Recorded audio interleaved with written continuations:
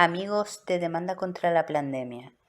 Las vacunas son un mal que ha azotado el mundo desde su descubrimiento hace ya 2 siglos. Seguramente habrás escuchado que las vacunas han salvado vidas o han acabado con enfermedades, pero todo esto está bastante lejos de la realidad. En Demanda contra la Pandemia vamos a hacer una serie de programas documentales de una manera sencilla y clara de hechos históricos que te van a hacer entender qué son las vacunas exactamente y su relación con un presunto plan mundial eugenésico de élites que hoy en día no gobiernan. La información de este documental está sacada de diferentes fuentes que vamos a citar en las diapositivas según se vaya presentando la información de la época. También haremos mención algunas veces a fuentes que están disponibles en Internet y que se pueden comprobar fácilmente. Toda la información que se da en este documental proviene de libros, de revistas científicas, de opiniones de eminentes médicos y científicos, de estudios e informes científicos y de fuentes de prensa de las épocas correspondientes al tipo de vacunas de las que hablamos. Nos basamos en documentación histórica y científica y en hechos documentados de la época. Este documental sobre las vacunas hace un recorrido de la historia de las vacunas desde su invención hace 2 siglos con la vacuna contra la viruela hasta el día de hoy, año 2021, con la vacuna contra el supuesto COVID-19. Las vacunas están consideradas el avance más importante en el campo de la medicina y se cree que son las responsables de la reducción de la morbilidad y de la mortalidad de las enfermedades. Las cuestiones sobre su seguridad y eficacia han sido puestas en duda por eminentes profesionales de la medicina. Existe una arraigada creencia social en las vacunas, pero no está basada ni en la historia ni en las evidencias. La creencia de que las vacunas hayan servido para erradicar enfermedades es un mito propagado por las jerarquías gubernamentales, médicas y por las farmacéuticas con la complicidad de los medios masivos de comunicación. Pero la realidad es que las vacunas más bien están detrás de otras enfermedades. En el siglo XIX y principios del XX, las ciudades se superpoblaron debido a la fuerte migración de los campesinos para trabajar en las industrias, dando lugar al hacinamiento, a la acumulación de desechos humanos y animales y a la concentración de residuos tóxicos provenientes de los comercios en barrios obreros. Las ciudades no disponían de alcantarillado y no estaban acondicionadas para la evacuación de residuos generados en las fábricas y los mataderos. En viviendas de una sola habitación podían vivir muchas familias sin cuarto de baño ni ventilación apropiada. Estas condiciones de vida precarias, la insalubridad y la malnutrición, recordemos que la dieta era muy pobre en nutrientes y se consumían productos contaminados y en mal estado, provocaron la aparición y la propagación de enfermedades. Según el doctor en medicina J.M. French, la extrema pobreza, la suciedad en todas sus formas y la saturación de las grandes ciudades son grandes causantes del contagio, que se traduce en epidemias, plagas y pestilencias. Los defensores de las vacunas afirman que son las responsables de la disminución de la mortalidad y de la práctica desaparición de muchas enfermedades consideradas infecciosas. No obstante, enfermedades infecciosas como la fiebre tifoidea, el cólera, la disentería, el tifus, la difteria, la tosferina, la escarlatina, el sarampión, la fiebre amarilla, la tuberculosis y la fiebre puerperal, que acabaron con la vida de millones de personas en los siglos XIX y XX, disminuyeron enormemente gracias a la mejora de condiciones de vida, la educación higiénica y la mejora de la nutrición que fortaleció el sistema inmunitario de las personas. Existe una relación directa entre la mejora de las condiciones de vida, la nutrición y la salud y el descenso de mortalidad causada por enfermedades infecciosas. No existe una base de datos que haya recogido las tasas de mortalidad y de enfermedad a raíz de la introducción de las vacunas. ¿Dónde están, pues, los datos que demuestran que las vacunas hayan erradicado las enfermedades infecciosas del pasado? La revolución sanitaria comenzó en el siglo XIX con la mejora de las condiciones higiénicas, una educación en higiene y las mejoras en las infraestructuras de las ciudades, lo cual llevó a un descenso espectacular de todo tipo de enfermedades infecciosas sin necesidad de vacuna. A continuación, vamos a exponer hechos históricos que demuestran el rotundo fracaso de las vacunas desde su inicio en el tratamiento de enfermedades supuestamente infecciosas y que son desconocidos por el público en general. Primero, la viruela, enfermedad viral infecciosa causante de muchas muertes en todo el mundo, en 1980 desapareció por completo y la mayoría de la gente piensa que fue por la vacunación. La práctica de la variolación fue la precursora de la vacuna de la viruela. Consistía en tomar una pequeña muestra de una pústula de viruela humana e introducirla en la piel de una persona sana. La variolación podía proteger al individuo o, en ocasiones, matarlo, pues extendía la enfermedad porque multiplicaba los focos de infección. En un artículo de revista de la época se habla sobre la práctica de la inoculación afirmando: La conclusión no es que la inoculación sea una práctica favorable para la vida. La práctica de la inoculación tiende manifiestamente a extender el contagio, ya que provoca una enfermedad infecciosa donde de otro modo no se hubiera producido.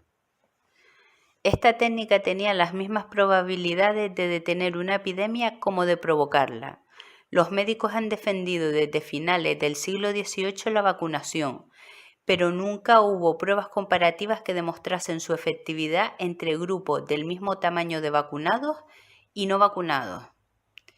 El siguiente artículo de 1817 de una revista mensual de medicina de Londres demuestra que una cantidad ingente de personas continuaban padeciendo la viruela después de haberse vacunado. La cantidad de todo tipo de sufrimientos debidos a la viruela en personas que previamente habían sido vacunadas por los profesionales mejor cualificados es hoy alarmante. Según el libro de Desvaneciendo ilusiones, las enfermedades, la vacuna y la historia olvidada de Susan Humphries, traducción del inglés de Rock Filelia, página 91. Se pagaba generosamente a médicos y cirujanos para que aplicaran la vacuna y la defendieran como nueva fuente de ingresos. Por eso es significativo que tantos médicos escribieran en las publicaciones médicas sobre su experiencia. Sin embargo, como ocurre también hoy, los creyentes ignoraron las voces de los disidentes médicos, lo cual hizo que personas corrientes se manifestaran en los medios ordinarios. Cuando resultó evidente que la vacuna de la viruela no servía para proteger a la gente, se empezaron a dar excusas para justificarlo, todo menos reconocer que eran ineficaces. William Cobbett, granjero, periodista y panfletista inglés, en 1829 resaltaba el fracaso de la vacunación para proteger a la gente de la viruela. El fracaso se atribuyó a la incapacidad de quienes administraban las vacunas, a que el material estaba pasado, a que no era de calidad. Para justificar el fracaso de la vacunación, los médicos pasaron de hablar de inmunidad total a enfermedad más leve. En 2013 se empleó, curiosamente, esta misma justificación para explicar que las vacunas de la tosferina y de la gripe no protegían a quienes se inoculaban con ellas. En 1850, el autor de una carta escrita a un periódico advertía de que en el Hospital de la Viruela de Londres, en 1844, había habido más ingresos que durante la epidemia de viruela de 1781, antes de que empezara la vacunación, y que además un tercio de las muertes se dieron entre personas que previamente habían sido vacunadas. En el artículo de la viruela y la vacunación del periódico británico Hampshire Telegraph, el 2 de marzo de 1850, lamentablemente la experiencia de todos los días demuestra un estado alterado de las cosas. La viruela, pese a la vacunación, aumenta con rapidez. En el Hospital de la Viruela de Londres, hubo más ingresos en 1844 que en la famosa epidemia de 1781, antes de que se introdujera la vacunación. Personas sanas que se vacunaban incluso sufrían de otras dolencias tras la inoculación, como por ejemplo la erisipela, que es una infección bacteriana aguda de la piel. También se dieron otros casos de enfermedades contraídas a raíz de la vacunación contra la viruela, como sífilis, tuberculosis e ictericia. Las vacunas de la viruela contaminadas con microbios causaron también a los humanos inoculados enfermedades como la enfermedad de manos, pies y boca y el pénfigo. Sin embargo, los médicos lo ocultaban tal y como se demuestra en el siguiente fragmento del periódico The Ipswich Journal el 7 de noviembre de 1876. Las muertes por vacunación y revacunación se silencian. El señor Henry May, en el número de enero de 1874 de la Birmingham Medical Review sobre los certificados de defunción, dice: como ejemplo de casos que pueden comprometer al propio médico, mencionaré la erisipela debida a la vacunación y la fiebre puerperal. No hace mucho se produjo en mi consulta una muerte debida a la primera causa, y aunque no había vacunado yo al niño, en mi deseo de evitar reproches a la vacunación, omití cualquier mención a ella en mi certificado de defunción. En 1855, el estado de Massachusetts, en Estados Unidos de América, hizo obligatoria la vacunación contra la viruela. Pese a ello, en la gran epidemia de viruela de 1872 a 1873, murieron muchas más personas que en los 20 años anteriores a la vacunación obligatoria. Lo mismo iba a suceder en otros países a escala mundial con altos índices de vacunación, tal y como se describe a continuación en la Enciclopedia General en idioma inglés más antigua, la Enciclopedia Británica, volumen 24, Filadelfia, 1890, página 29. En Baviera, Alemania, en 1871, de 30.742 casos, 29.429 fueron de personas vacunadas, es decir, el 95,7%, y 1.313 de no vacunadas, es decir, el 4,3%. En algunos de los pequeños brotes de los últimos años, las víctimas han sido casi todas vacunadas. Por ejemplo, en Bromley, Inglaterra, en 1881, un total de 43 casos, incluidos 16 de viruela confluyente, todos ellos de personas vacunadas. Muchas personas comenzaron a plantearse si mejorar las condiciones sanitarias, la higiene, tener viviendas en mejores condiciones, una nutrición adecuada y el aislamiento de los enfermos no serían la mejor forma de tratar la viruela. El 23 de mayo de 1885, en la ciudad inglesa de Leicester, miles de personas se manifestaron para echar abajo las leyes de vacunación obligatoria y lograron poner en práctica un plan de salubridad, higiene y aislamiento de enfermos en lugar de la ineficaz vacuna. El método que se consiguió en Leicester, conocido como el método Leicester, tuvo un éxito rotundo y durante 60 años apenas sufrieron casos de viruela. Pese a todo, nunca se reconoció que la vacunación era una práctica ineficaz que había causado mucho sufrimiento y muchas muertes innecesarias. En Yugoslavia, entre el 16 de febrero y el 11 de abril de 1972, la OMS decidió aplicar el método Leicester en las últimas fases de sus campañas contra la viruela, pues vieron con claridad que no se podía confiar en la protección de la vacuna. A mediados del siglo XIX y principios del XX, la vacunación obligatoria por parte del Estado como opción para controlar la viruela estaba consolidada. A pesar de que la vacuna era responsable de enfermedades y muertes innecesarias y de las opiniones de médicos que la ponían en duda, gobierno y tribunales colaboraban para obligar a vacunarse a las personas mediante multas, embargos y penas de cárcel. Policías y personal sanitario hacían de brazos ejecutores en aquellos casos en que había resistencia a la vacunación. ¿Por qué los gobiernos no cejaron en su empeño de imponer métodos opresores para vacunar a la población a pesar de la demostrada ineficacia de la vacuna y de su grave daño?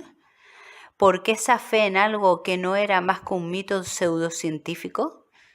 Se justificó la vacunación obligatoria sobre la base de que el bien de la sociedad estaba por encima de la decisión personal o de las libertades individuales.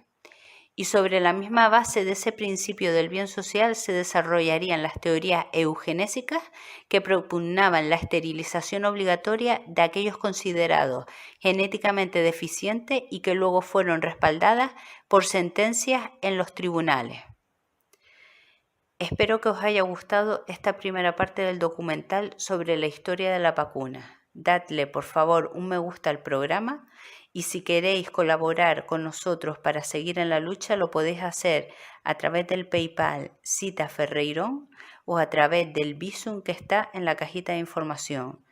Muchas gracias, fuerza y esperanza para todos.